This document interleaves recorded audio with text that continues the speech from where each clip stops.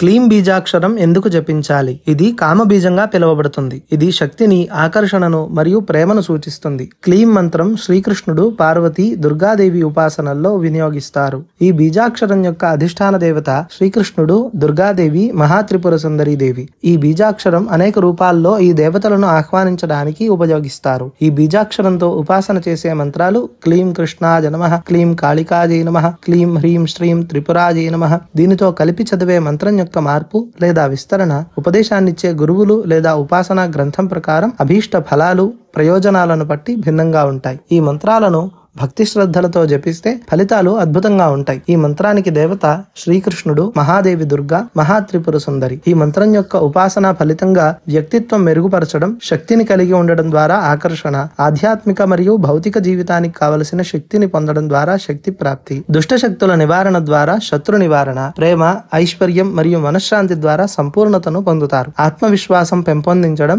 ఆధ్యాత్మిక అభివృద్ధి, శత్రు నివారణ మరియు అంతరాజాలను తొలగించడం ఈ మంత్ర జపం యొక్క ప్రయోజనం. ప్రతిరోజు ఉదయం లేదా సాయంకాలం సమయాల్లో శ్రద్ధగా బీజాక్షరాన్ని జపించాలి. ఉపాసన, కామ్యకర్మలు మరియు హోమాల్లో ఈ బీజాక్షరాన్ని వినియోగిస్తారు. క్లీం బీజాన్ని ప్రాచీన తంత్ర గ్రంథాలు ప్రత్యేకమైన సాధనల్లో సూచించాయి. రోజుకు కనీసం 108 సార్లు జపించాలి. గురువుల ఉపదేశం ద్వారా దీక్ష తీసుకుని జపించడం అత్యంత శ్రేష్టం. క్లీం బీజాక్షరం శక్తివంతమైన మంత్రం. దీనిని గురూపదేశం పొందిన తర్వాత మాత్రమే సరైన విధంగా జపించాలి. సరైన నియమాలు పాటించాలి. భక్తితో ఉపాసన చేస్తే మాత్రమే మంత్రసిద్ధి లభిస్తుంది.